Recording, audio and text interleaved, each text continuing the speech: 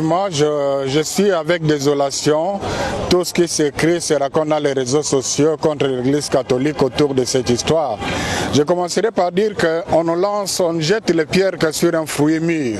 Donc ça, c'est déjà à considérer. Mais j'aimerais me résumer à rassurer aux fidèles catholiques et aux hommes de bonne volonté autour de tout cela. J'ai retenu trois choses. Il y a une photo dans laquelle on retrouve M. Christian Malanga entre Monseigneur Utembi, président de la SENCO, et Monseigneur Ambongo, alors vice-président de la SENCO. Donc, avoir le décor de la photo, c'était probablement en 2017, lors de leur plaidoyer, pendant que le président Kabila était encore président de la République.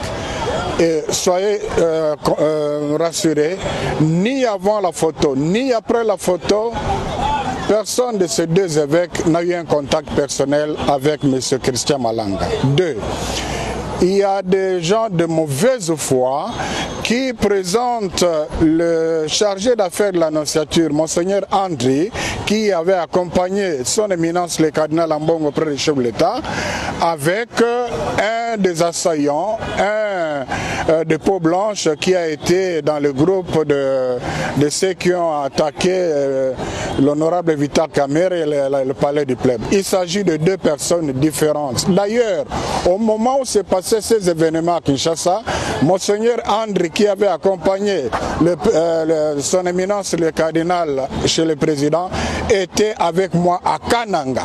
Donc il n'a pas, la faculté de la bilocation. En troisième lieu, il y a une vidéo où on parle de Monseigneur Wakumba qui raconte ce que vous avez entendu là.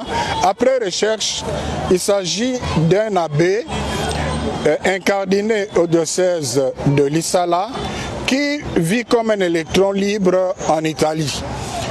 Donc c'est quelqu'un qui combine les choses, qui n'honore pas l'Église catholique et quelqu'un dont le dossier est traité au niveau de la hiérarchie de l'Église à cause de son comportement.